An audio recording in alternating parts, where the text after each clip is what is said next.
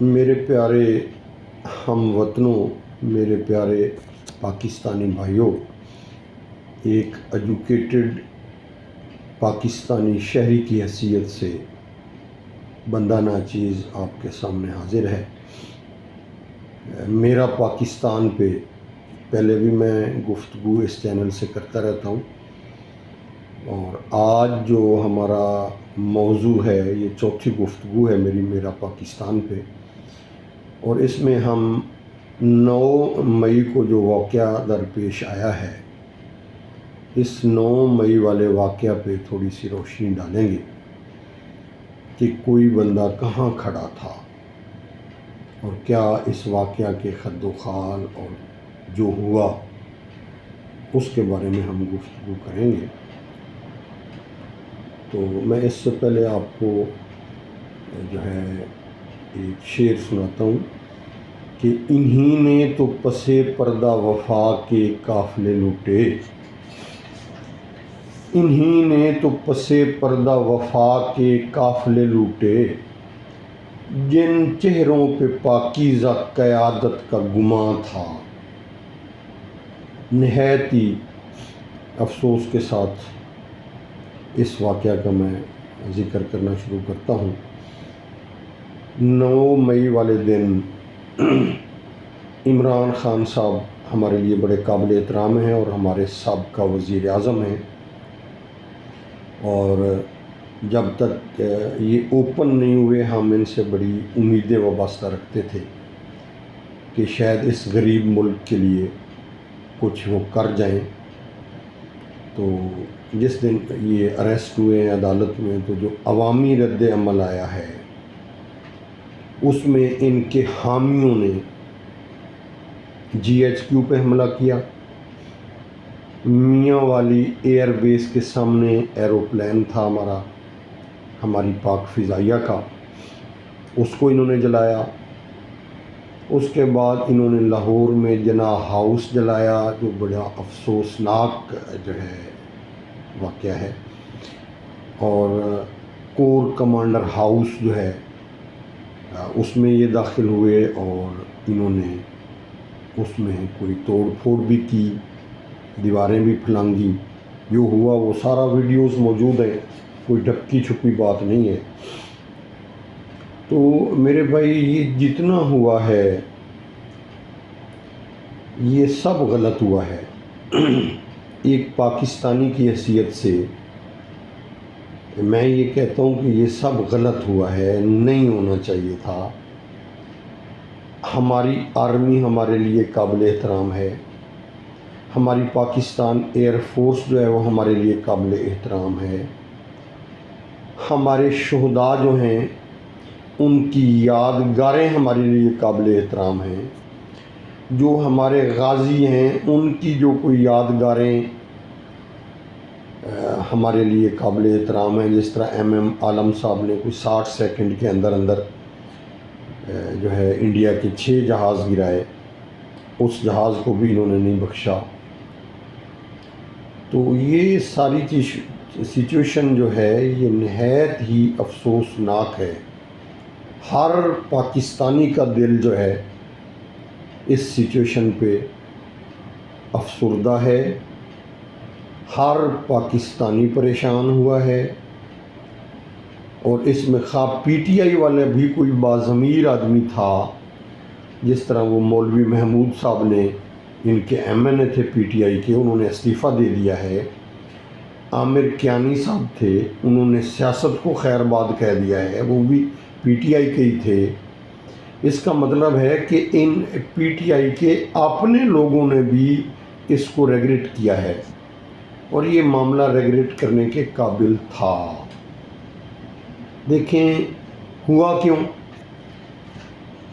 اب ہمارے عمران خان صاحب میں بڑے قابل احترام ہیں، جب وہ بڑا واضح الفاظ میں میڈیا پر اور اخبار میں بھی آتا رہا ہے، میڈیا پہ بھی میں نے سنا ہے کہ جی جنرل باجوہ تھا اور ایک ہی بندہ تھا حکومت چلا رہا تھا، میرے تو بس میں کچھ نہیں تھا، اس کا کورٹ مارشل کیا جائے۔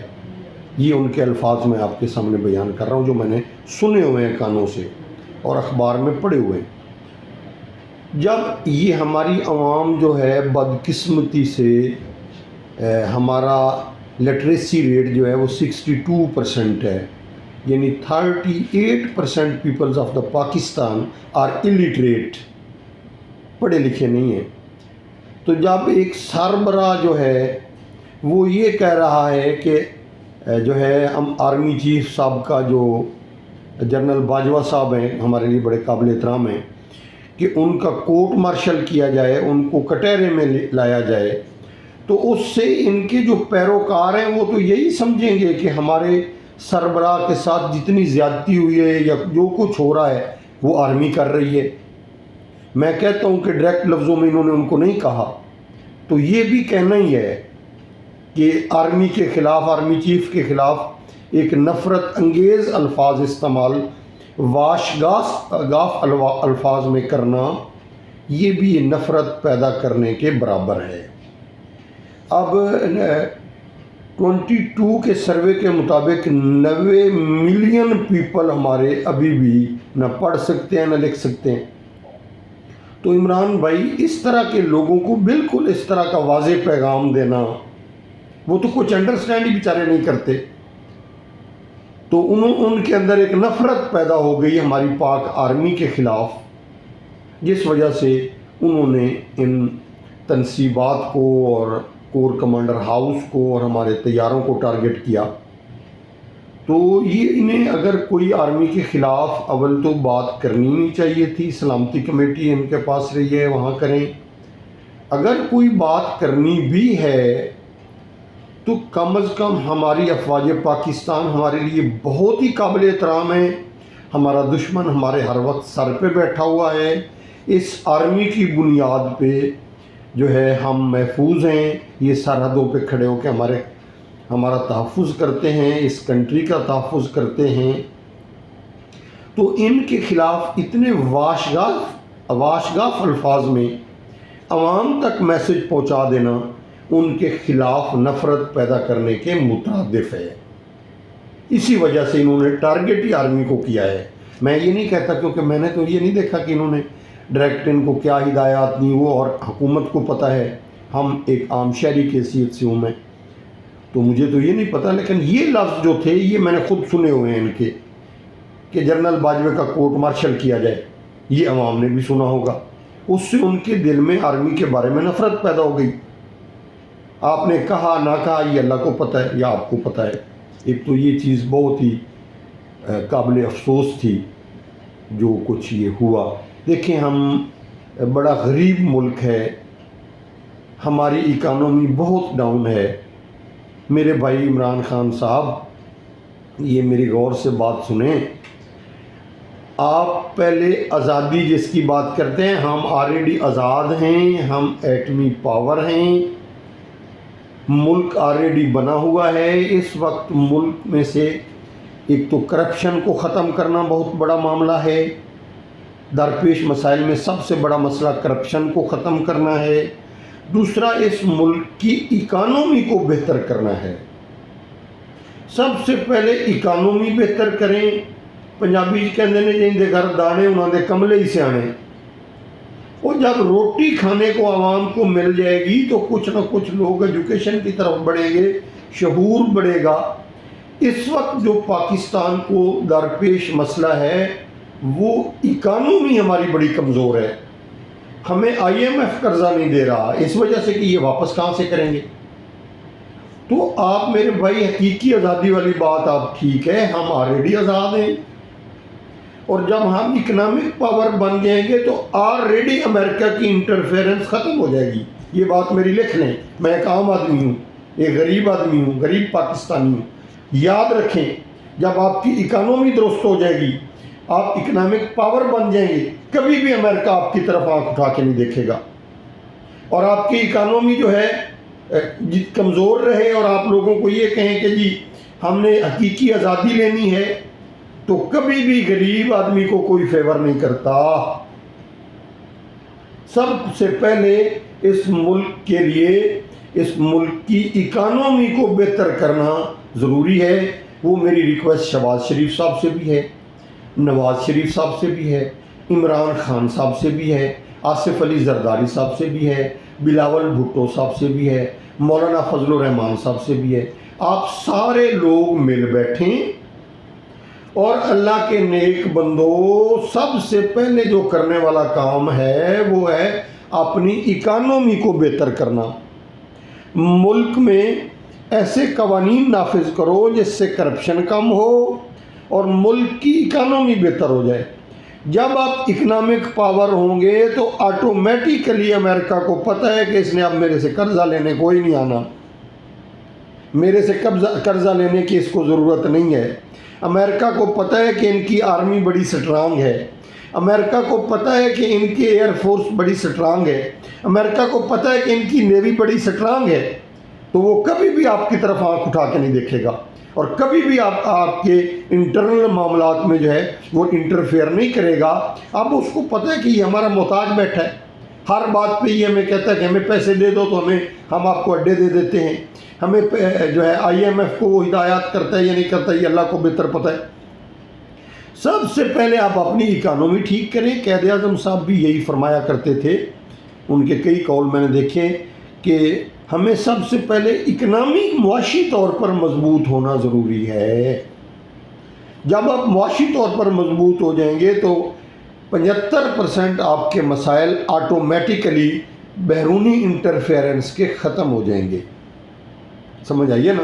بجائے اس کے کہ آپ ایک دوسرے سے لڑ رہے ہیں، آپ ان کو برا کہتے ہیں، وہ آپ کو برا کہتے ہیں، یہ غلط بات ہے۔ آپ سیاسی رہنما ہیں، آپ مل بیٹھیں اور ہر وہ سٹیپ لیں جو ملک کے لیے بہتر ہے، ملک کی اکانومی کے لیے بہتر ہے۔ یا آپ ایک پارٹی کے سربراہ ہیں سارے، میری یہ چاروں پارٹیوں سے یہ ریکویسٹ ہے کہ آپ چاروں پارٹیز والے میرے بھائی جب ٹکٹ دینے لگتے ہیں نا تو آپ کرپٹ بندے کو ٹکٹ نہ دیں، بے شک اس نے آپ کے جگہ پہ گولیاں کھائی ہوں۔ آپ ٹکٹ دیتے وقت یہ دھیان رکھیں جتنا مرضی مخلص ہو آپ کی پارٹی کے ساتھ، آپ کرپٹ بندے کو ٹکٹ نہ دیں۔ پھر ووٹر کا کیا حق ہے کہ وہ اپنے کانسٹیٹیوشن کے اندر دیکھے جو کرپٹ بندہ ہے اس کو ووٹ نہ دے۔ آرمی کا کیا رول ہے؟ ہماری قابل احترام آرمی ہے، آرمی یہ رول ادا کرے کہ الیکشن فیئر ہو جائیں، اس میں اپنا وہ رول پلے کریں، عدلیہ اس میں رول پلے کرے کہ الیکشن فیئر ہو جائے۔ تو اس سے جب الیکٹڈ لوگ جو ہیں وہ کرپٹ نہیں ہوں گے تو ڈیفینیٹلی ہر بندہ اپنا کانسٹیٹیوشن کنٹرول کرے۔ آپ بطور وزیر اعظم جو ہے آپ ہر MNA کا جو کانسٹیٹیوشن ہے اس کے وہ ذمہ لگائیں کہ بھائی اس میں کرپشن ہوگی میں آپ کو پوچھوں گا۔ جب وہ اپنا کانسٹیٹیوشن کنٹرول اس صورت میں کرے گا کہ اس کو جو ہے رشوت کی عادت نہیں ہے، اس کو کرپشن کی عادت نہیں ہے، اور آپ نے اس بندے کو ٹکٹ دیا ہے جو کرپٹ نہیں ہے، جس کو کرپشن کی عادت نہیں ہے، تو انشاءاللہ تعالی وہ آپ کو رزلٹ اچھے دے گا۔ یہ طریقہ اپنائیں کہ پارٹی سربراہان یہ نہ دیکھیں کہ اس نے ہماری جگہ پہ کتنے احتجاج میں حصہ لیا ہے، اس نے ہماری لیے جو ہم لوگ اکٹھے کرتے تھے کتنی روٹیاں پکائی ہیں۔ نو نو نو نو، آپ صرف یہ دیکھیں کہ بندے کی آنیسٹی دیکھیں اور وہ کرپشن فری ہو، اس کو ٹکٹ دیں۔ اور پھر عوام یہ دیکھیں، ہمارے ووٹرز یہ دیکھیں، کسی کے کہنے پہ ووٹ نہ دیں، وہ اپنے حلقے کے اندر کم سے کم کرپٹ بندہ دیکھیں۔ اگر بالکل ناٹ کرپٹ نہیں ملتا تو کم سے کم کرپشن کرنے والا بندہ اس کو ووٹ کریں تو اس سے بہتری آئے گی۔ اور رولز کے اندر رہ کے، ہمارے جو پاکستانی رولز کے اندر رہ کے آرمی جتنی انٹرفیرنس ان کی بنتی ہے ان کو کرنی چاہیے، جتنی ان کے رولز کے اندر رہ کے پاکستانی بنتی ہیں ان کو کرنی چاہیے۔ اور ابھی تک تو میرے خیال میں اگر آرمی کا اوپر ہاتھ نہ ہو تو ہماری پولیٹکس جو ہے، ہمارے پولیٹیشنز جو ہیں وہ اتنے مضبوط نہیں ہیں، یہ تو پرسنل ہو جاتے ہیں۔ کسی کو حکومت چھوڑنا پڑتی ہے تو وہ چھوڑنے کا نام نہیں لیتا۔ تو ابھی تک ان کی انٹرفیئرنس کی میں سمجھتا ہوں کہ رولز کے اندر رہ کے ضرورت ہے۔ جتنا ہمارا لا ان کو اجازت دیتا ہے उतनी इंटरफेरेंस आर्मी की ज़रूरी है, जो मैं समझता हूँ। इसकी मैं आपको मिसाल भी देता हूँ कि मेरी जब ये चीफ जस्टिस साहब अपने फैसले दे रहे थे, बड़े काबिल एहतराम है हमारे लिए, तो ये लॉ की बात कर रहे थे, तो मैं ये सोचता था एक आम गरीब शहरी की हैसियत से कि लॉ अपनी जगह है, चीफ जस्टिस साहब को हालात भी देखने चाहिए। किसी लॉ को इम्प्लीमेंट करने के लिए उस रियासत का माहौल क्या है, उस रियासत में उस वक्त उस लॉ को इम्प्लीमेंट करने के साइड इफ़ेक्ट्स क्या होंगे, उसका रद्द अमल क्या होगा, ये चीज़ें देख के जो है वो रूल को इम्प्लीमेंट करें। और कल रोज़नामा जंग के अंदर 16 तारीख के रोज़नामा जंग के अंदर चीफ जस्टिस साहब का ये बयान पढ़ के मुझे बड़ी खुशी हुई कि आइन अपनी जगह है, मैंने मुल्की हालात को भी मद्देनज़र रखना है। बड़ी अच्छी बात थी ये, यही मैं चाहता था कि चीफ जस्टिस साहब बिल्कुल ठीक है, 90 दिन के अंदर इंतखाबात होने चाहिए। वो यहाँ तो खाना जंगी की सिचुएशन पैदा हुई है, यहाँ IMF कर्जा देने को तैयार नहीं है, लोगों के पास रोटी नहीं है, महंगाई बहुत ज़्यादा हो गई है। अगर 2-3 माह ठहर के इलेक्शन हो जाएंगे तो क्या फ़र्क पड़ जाएगा, कुछ भी नहीं होता।